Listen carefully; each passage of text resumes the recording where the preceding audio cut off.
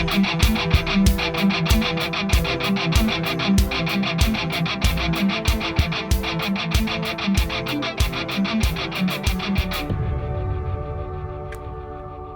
is Dr. Jerome Corsi, and today it's Monday.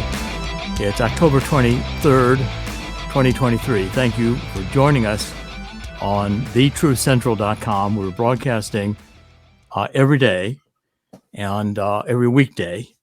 And we're going today to do a deep dive into a book of mine, which is going to be published on Tuesday. And this book, I think, is going to hopefully make some difference. It'll take a while for people to get to be aware of it, but once people are aware of it, that's the book. Chris is showing it right there. The Truth About Neo-Marxism, Political Maoism, and Anarchy. And it's exposing woke insanity in the age of disinformation. Now, this book is a good read. I mean, this book goes on for over 400 pages. And it's got 1,441 footnotes in it.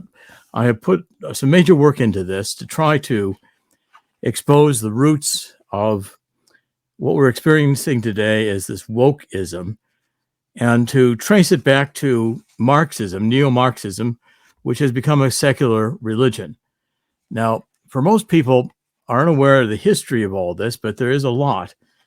And we've been warned of what was going to happen. What the plan was of the Marxists going back into the 1950s in order to destroy America. And what we're seeing today is not accidental. It's been carefully planned, it's been worked out, and we're going to detail some of it. Now, we're going to begin in June 1953, when Bella Dodd, who was a card-carrying member of the Communist Party of the USA, she had joined in the 1930s and 1940s. She testified before the House Un-American Activities Committee, which was a notorious committee at the time, and the left hated it because it was exposing communism throughout the United States. Senator McCarthy took up on this, and he also had an anti-communist crusade, and they were definitely trying to eliminate communism at that time. Communism is now the secular religion of the universities. It pervades with wokeism, our press.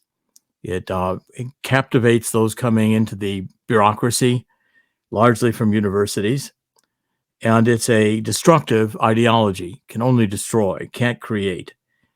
Now, Bella Dodd's testimony was so important because she was a communist in her 20s during the Great Depression, and through her middle age into the post-World War II era.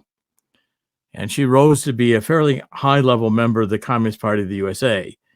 She understood how communism worked as a revolutionary doctrine. And she knew from the inside how deviously the Communist Party of the United States had disguised disguised the message to make communism acceptable to Americans. In the 1920s, the general American public rejected communism, despite the number of people who were arguing that Stalin had taken Lenin's revolution and made Russia into a heaven on earth, when in fact millions of people were dying of starvation in the collective farming experiment that Stalin did, trying to eliminate private property and get people off their farms. Now, what Bella Dodd said, I'm going to go through several points of it. She said it was a secular religion. Said communism is a being. If you believe in communism, then everything you do with this philosophy. If once you lose that philosophy, you have to rethink your every act and every statement you make. Communism is like a religion. President Eisenhower said that the other day, but it is a religion without God. If you believe strongly in communism, it is your duty to bring it into every phase of your life. Okay, so now the attack on God in the Constitution focused on eliminating God in the nursery schools, because the communists wanted to begin in preschool, or certainly with children at a very young age. In the nursery schools, you begin by affecting the children by emphasizing material values. You eliminate, for instance, the nursery school rhymes and anything that has to do with religion. At Christmas, you deal with Christmas as a pagan holiday. You choose the rhymes, choose the activities. You follow the education philosophy that says the child is just a blank page. The child learns only by doing. You adopt that philosophy and you implement it. So the focus in the communism, even in the 1950s, was to indoctrinate the youth. And she said, and she taught in New York. She taught at Hunter College in New York City in 1925 and returned there to teach courses in political science and economics from 1926 to 1938. So she was very active in education. She said to the Congress, "There is no doubt in my mind that I influenced students. I was teaching economics, I was teaching political science, history. These are subjects which are very easily influenced by a Marxist-Leninist approach. I was teaching during the period of the Depression, and during the period, the communists said the reason for the Depression was the breakdown of the capitalist system, and the only thing which would obviate any future depressions would be the elimination of the system. Change the system and you have no more depressions. Unfortunately, there are no other answers being given at that time. The communist answer was the easiest answer to give. It was just easy to push the students in that direction." Now, communism is focused on a perversion of language, and woke is a perversion of language. It blurs the edges. So we no longer have men, women, we have gender instead of sex. And then your gender doesn't have to be identical with your sex. Your gender can be whatever you postulate it to be. So Bella Dodd said, "Communists will use words with a definition which you and I do not use. For instance, they regarded themselves as the most democratic. And if you listen carefully, you'll see that the woke argue they're being democratic. And the Democrats argue they're being democratic. They're saying President Trump committed crimes against democracy by objecting to the election of 2020, alleging that it was fraudulent or rigged. So the communists regard themselves as the most democratic. I was always told that the American form of democracy is only a limited democracy. The most perfect democracy is a democracy of the communist movement of the Soviet Union. So when they use the word democracy, they are obviously not using the same term that we are using. Changing of language." Now, she pointed out that the Marxist party line changed in the run-up to World War II. One of the great impacts was when Stalin made a pact with Hitler, non-aggression pact, and supported Hitler. Now, with Stalin supporting Hitler, the movement thought that this was a great rebuke because the communists had been opposing the fascists, the Nazis, as right-wing. They wanted to say they commanded the left and the communists were fascists, they were statists, they were Nazi. And, of course, the Nazi was National Socialist. They were disagreeing on what type of socialism they wanted. In the 30s, communism and Nazis were fighting in the streets after the collapse of the Weimar Republic and the hyperinflation that Germany experienced after World War II, trying to pay all the reparations from World War II. Now, the whole themes here that Dodd is articulating was going after the, she had a solid belief that communism was right, that we were, in fact, economically determined to have repression of race, economic disadvantages, inequality. And she wanted a worldwide communist revolution that would bring all the world into a abandonment of capitalism. Okay, now, William Z. Foster is another character in this movement that's very important in these early years. He served as the Communist Party USA General Secretary from 1945 to 1957, and his book, The Twilight of World Capitalism, so that communism is inevitable in America. He may have been right. Here's a copy of that book right here. It's published by the International Publishers. It was published in New York City. The International publicists were the group that published a lot of the communist literature, throughout the 1950s. This was published in the 1949. It's an original of the book. And William Z. Foster had a tremendous influence on American communism, I'm sorry. And the statement communism is inevitable in America has kind of haunted me, that he was predicting what in fact is happening. Now we are becoming a communist nation should the woke become the dominant culture. Excuse me for a minute. Now, what Foster introduced in his plan, following some revelations by Stalin in 1946, was to use race as the tool that would divide America. So Dodd described the Foster plan, what Foster developed in combination with Stalin, and at December 1946 Communist Party USA meeting, Foster furnished a plan to exploit blacks to promote a communist revolution in the United States. And Dowd said, the sessions of the December 1946 National Committee, Communist Party of the United States, were notable for their long-winded, long-spun-out, and fantastic justification of the line of self-determination of the Negro in the Black Belt. Only the intelligence and patience of Negro leaders in America have made possible resistance to this mischievous theory, which was conceived by Stalin and it's not now by William Z. Foster. That's what Dowd said.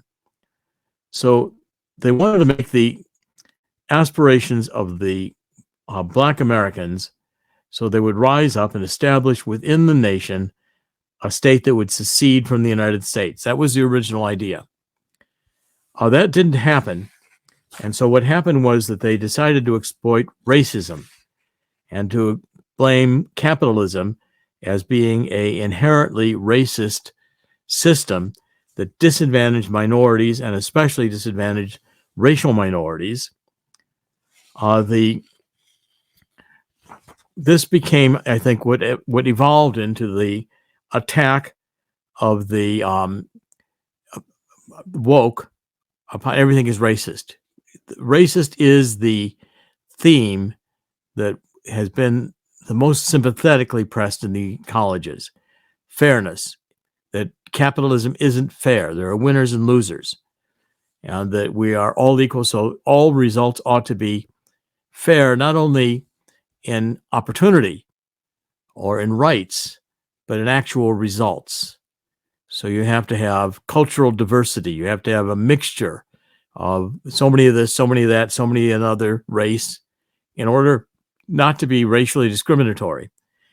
Now, this led into racial preferences for admission to college or in certain professions. It turned into denying others, perhaps whites who had better qualifications, from getting a position in elite schools in order to have racial balance. These ideas started in the 1930s, 40s, and 50s in the United States when the communists were trying to formulate a set of ideas which would be successful in winning over a student movement that would ultimately grow up as communists and would replace the capitalist system in the United States with a communist system. Chris, you want to comment on this point? Because I'm going to pivot to the next aspect of this in just a minute. Well, they do it today, too. It's the idea is the far left, the Marxists of our society, are trying to find what they would call the oppressed minorities, to get them together and make them louder. They amplify these days. Back then, back in the 30s through 80s, you didn't have a lot of means to amplify the voice, but now they're using chat rooms, they're using social media to amplify the voices of, let's say, the manufactured oppressed. Back again, you can talk about how Foster used Black Americans, African Americans, or as a conduit to their means. Now we have the alphabet people, if you will. You have other minorities, or now the new term is colorism. The idea is to find new crops of oppressed, so one can hide behind these seemingly noble movements to push a socialist, Marxist, communist uh, agenda. That's right. I mean, now, let's pivot again. Now, I'm going to develop two more themes. The first theme is that racism and appeal to the youth was predominantly a strategy introduced, um, certainly in the 40s and 50s, in the Communist Party of the United States, and it has morphed into what we see today in woke. Okay, now the second plan was the Neo-Marxist plan. The communists decided to take over the Democratic Party. In the 1930s, the communists developed a stealth plan to take over the Democratic Party. Jack Kawano, he was a young longshoreman leader who joined the Communist Party in Hawaii in the 20s. And through the post-World War II period, Kawano played a role in the International Longshore and Warehouse Union, ILWU, and the Democratic Party in Hawaii. Now, the Democratic Party, the communists decided to take over the Democratic Party in Hawaii because Hawaii was a multiracial, multicultural state. It was not yet, I believe by 1950, I think it was a state. And Hawaii was the focus. If the Communist Party of the United States could get one state to turn communist, they'd have a model to turn them all communist. And in fact, they didn't succeed in Hawaii in terms of actually creating a communist state, but they had a methodology which has been exported all through the United States, starting through the Democratic Party's appeal, classical liberalism, where the focus was on ending economic inequality, and again among races, but also among the old, among the attack idea combining economic inequality with race and saying it was unfair, and this is what capitalism produces.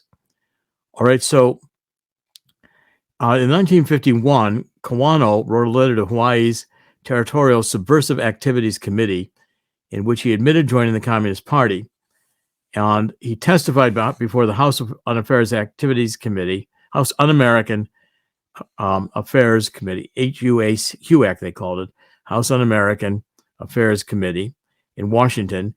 He made clear that in 1948, the Communist Party decided to infiltrate and take over the Democratic Party. He explained in his HUAC testimony the plan was for the Communist Party through the ILWU and other trade unions, other organizations, to join the Democratic Party. Next, the Communist Party would take over the Democratic Party by getting the majority convention delegates who were communist sympathizers, or at least union men. And then they would hold a strike, which would be arguing for inequality again in the longshoremen's union, saying they didn't get enough benefits. There was too much being taken by the shippers and by the capitalists. And what Kawano said was that I believe that the influence of the Communist Party and the Democratic Party of Hawaii is very strong. And if it were not for of the few liberals in the Communist Party who are strongly anti-communist, but at the same time command the respect of many laboring people and union members who are fighting communists in the Democratic Party in Hawaii would be controlled by the Communist Party. The few liberals are having a tough time trying to keep the control of the Communist Party out of the hands of people influenced by communism. Well, they ultimately failed. And then the last theme I want to develop is that this ultimately impacted Barack Obama. There's a book written by Paul Kengor, who's a political science professor at Grove City College in Pennsylvania. He's an expert on communism infiltration in America. The book was called The Communist, Frank Marshall Davis, The Untold Story of Barack Obama's Mentor. Now, this is important because when I wrote Abomination in 2008, when Obama was running for president in first time, I wanted to make it clear that Frank Marshall Davis was, in fact, a communist member of the Communist Party in Chicago, very influential newspaper writer. He wrote columns in the Chicago papers. That's Frank Marshall Davis right there. He moved to California and he moved to Hawaii from Chicago and fairly at the same time, or a little before, the grandparents from Obama decided to move from the Seattle area to Hawaii, and they connected with Frank Marshall Davis. Frank Marshall Davis, in Obama's Dreams from My Father, he didn't identify Frank Marshall Davis by name, but several experts found it out that very quickly that he was talking about Frank Marshall Davis. Anyone who knew the history of communism in Hawaii knew exactly who he was talking about. So Kenger documented that Davis abruptly decided to move from Chicago to Hawaii at the urge of the singer Paul Robeson, who, like Davis, was a communist, very famous singer at the time. And Frank Marshall Davis said he talked with Paul Robeson. He was in a series of concerts sponsored by the ILWU Union, the most powerful labor union in Hawaii. And Paul enthusiastically supported him going to Hawaii, which Frank Marshall Davis did. So that the influence of Obama by Frank Marshall Davis shows clearly that the training of Obama at an early age was in Marxism. Frank Marshall Davis also wrote pornography, wrote poetry. He lived a very lascivious life.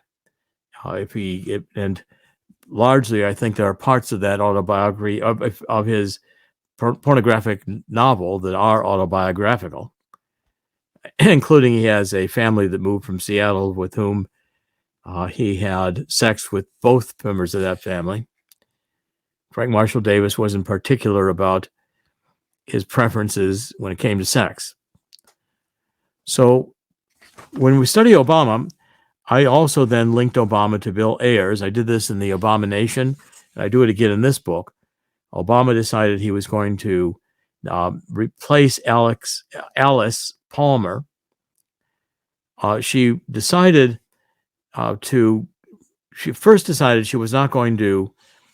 Obama saw as a chance to run for elected office in Illinois when Alice Palmer decided to run for the Senate, essentially. For the U.S. Congress. Palmer went out of her way to name Obama as her handpicked successor.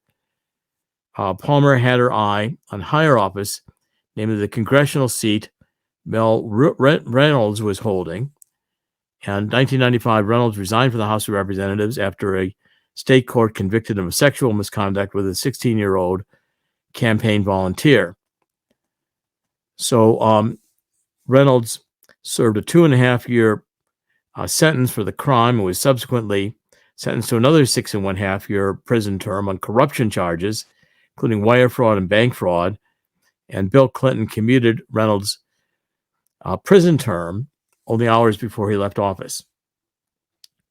So in 1986, Alice Palmer, as editor of the Black Press Review, was the only African-American to serve in the 27th Congress of the Communist Party, the Soviet Union, meeting in Russia.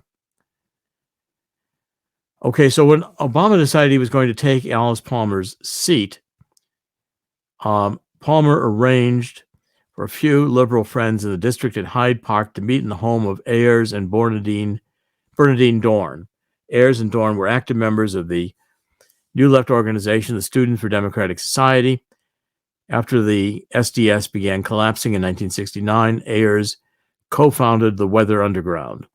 The FBI described the Weather Underground as a revolutionary group inspired by communist ideologues and embracing violence and crime as a way to protest the Vietnam War, racism, and other left-wing aims. The Ayers had actually gone into hiding after some bombings. Bernardine Dorn did the same. But again, the relationship with Obama and Ayers was covered up during the 2008 campaign. I exposed it in Abomination, and we tried to expose it continuously. But in 2008, months before Obama was the Democratic Party's presidential nominee, Ben Smith at Political.com began covering up Obama's relationship with Ayers. On February 28th, 2008, Smith penned an article in Politico.com claiming that David Axelrod, identified as Obama's chief strategist, stressed that Obama and Ayers barely knew one another. Bill Ayers lives in Obama's neighborhood in Hyde Park in Chicago. Axelrod said they are certainly friendly. They know each other as anyone whose kids go to school together. Well, I've explored that, and again, that was largely a lie. And so you have in the left roots of this Neo-Marxism. And the Neo-Marxist roots are particularly important because what Karl Marx proposed was that there would be a workers' revolt, and he assumed it would occur in 1948 when a lot of the countries in Europe underwent revolutions. The point is that the revolutions did not establish communist states.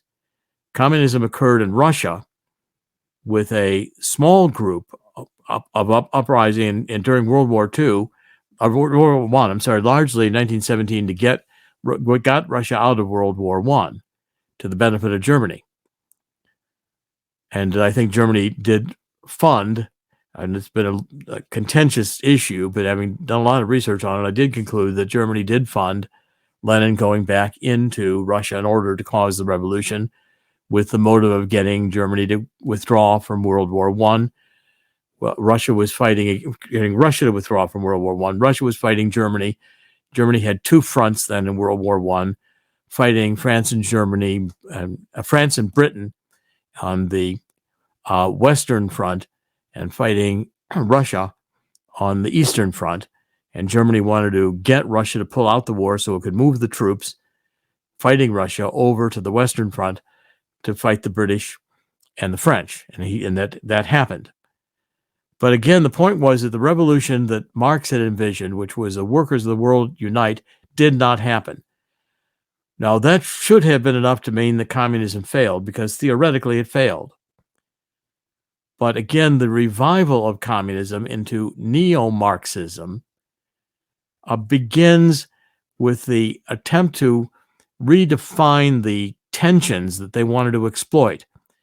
And instead of workers being exploited by capitalism, Marxism became a system of the production owned by private capital that went to produce economic inequality for racial minorities, especially blacks. And that became the major theme of communism in the 50s, morphing into any kind of discrimination, any kind of, what the woke have today, a non-recognition of your personal reality, your gender, your pronouns. And the woke has pervaded all society, all through the cultural basis of the Enlightenment, attacking fundamentally science and reason, saying that we have to hypothecate, we have to imagine the higher values, that we can create our own subjective reality. John Lennon, imagine there was no God, imagine there was no religion, imagine there were no boundaries. These things all trace back to the failure of communism to produce an economic revolution and the morphing of communism that began in the United States. So by the time Obama came around, the plan had been well advanced to take over the Democratic Party, to make it into a socialist party, which they would openly profess, dominated by liberals who were really controlled by and could not themselves control those influenced within the Democratic Party by communism. And communism is an attempt to destroy the system of capital in which there's private property. So you begin with themes like you will own nothing, but you will be happy. All of these themes have roots. And the point of this book is to get you to understand the different world in which the woke operate. Because if we're going to beat them, we're going to have to understand their phenomenology and their philosophy. And it is definitely a godless religion at its core. Chris, any final comments before we wrap up today? If you have to whitewash a presidential candidate's association with communists, I think you're actually admitting this man, in fact, is or does work with communists. Now, the funny thing is, I keep hearing, and I'm going slightly off topic there, but a lot of these heralded politicians, like your Barack Obamas or the second comings of whichever young, bright, cute, nice voiced face or well-spoken this or that takes over, becomes a political star on the Democrat Party side. The associations with guys like Ayers and I guess if you, who was the other one that Bill Clinton hung out with? Alinsky. Guys, Saul Alinsky. yeah, Hillary hung out with Alinsky. She did her right. thesis on him. But the association was there. Yes, and definitely. These had to be whitewashed, terribly whitewashed. The Jeremiah White thing with Barack Obama, the radical minister. Yes. All these things were whitewashed, where people who scream, well, I want to see proof of this or that. Well, you know what? It was there. The problem is it keeps getting censored by big tech, by social media, by Google, et cetera, et cetera. You have to dig deep to find these things. We'll deal with that too. The censorship is a major issue, because by the time you get to Marcusi, they're really saying that, you cannot permit repressive speech. You can't tolerate it. It has to be quashed. So the only people permitted to speak are people who are woke. If you don't have the right set of values, and again, the point you're making about all the lies. So Ben Smith says, well, they didn't know each other very well. Huh. They always have a way of countering. So the disinformation, which we get accused of when we're telling the truth, right, with really starts with the communist determination to manufacture answers to anything that hurts their cause. Any truth that hurts their cause has to be answered by disinformation. It's why I'm writing these books. This is a trilogy. The first book was the truth about energy, global warming, and climate change. This is the truth about Neo-Marxism, cultural Maoism, and anarchy. The third one will be the truth about transgenderism. And it's a Great Awakening series, trilogy. And I do hope you will get into it. I'll be doing a lot of advertising of it starting next week on social media. Now, before we wrap up today, I want to emphasize a couple of points. Gold is getting very, very close to $2,000 an ounce again. Gold's getting very close to $2,000 an ounce.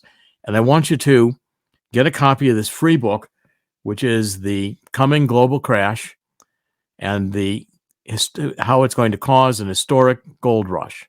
I think gold could go to $4,000 an ounce. Gold has behaved this way over the past crises, going from $35 an ounce to over $800 an ounce after Jimmy Carter, the Arab oil embargo, going to $1,400 an ounce with the 2008-2009 crash of the subprime real estate market, and during COVID going to over $2,000 an ounce.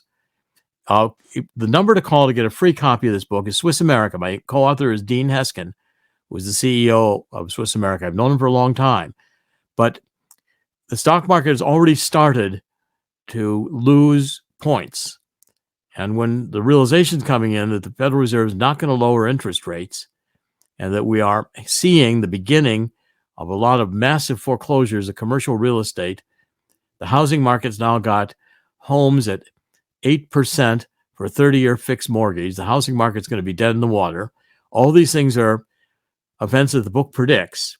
And if you want to be prepared, the phone number to get a free copy is 800-519-6268. Let me repeat that number to get a free copy of the how the coming global crash will create a historic gold rush. 1-800-519-6268. I'm solidly imploring you to get some money out of the stock market now. If you have mutual funds invested in your IRAs or your 401ks, and they invest in stocks, you could be at risk. If we start losing hundreds and hundreds of points in the stock market, or thousands, it may take it a long while to recover.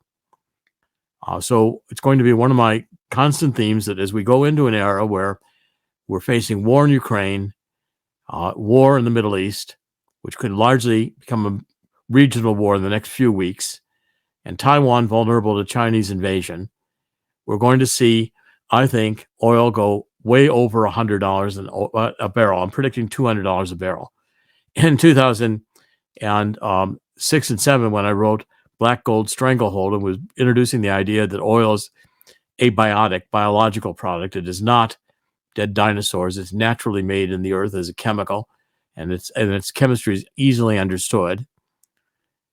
I said then oil would go to $100 a barrel, and it was ridiculed. Well, oil has many times gone to $100 a barrel, and it's going to hit a new threshold of $200 a barrel because the purchasing power of money is dramatically decreasing. Your dollar is buying less and less every day, and there's no end in sight for the inflation that we're experiencing. Get a copy of this book, get out of debt, start preparing yourselves for what's going to be a severe crash.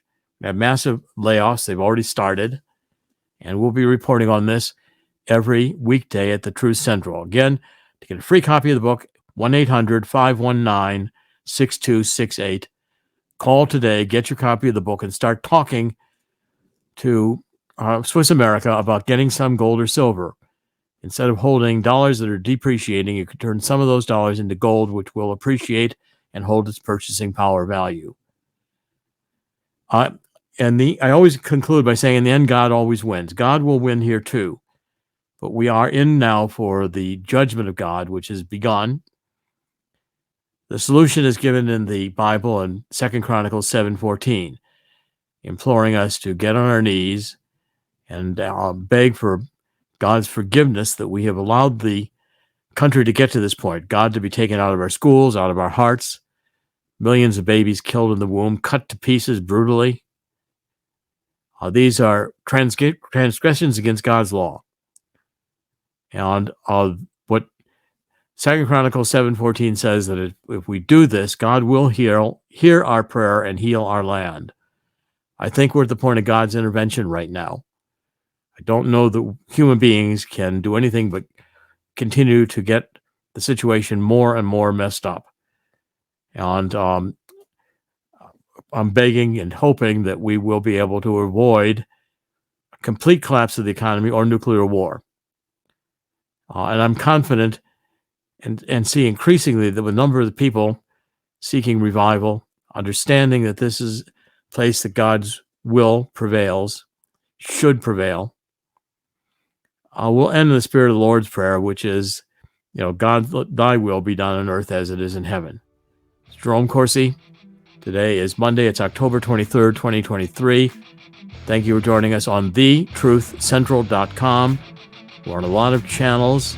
Please watch us on Rumble, BitChute, or on Apple Podcasts. This Dr. Jerome Corsi will be back tomorrow. God bless.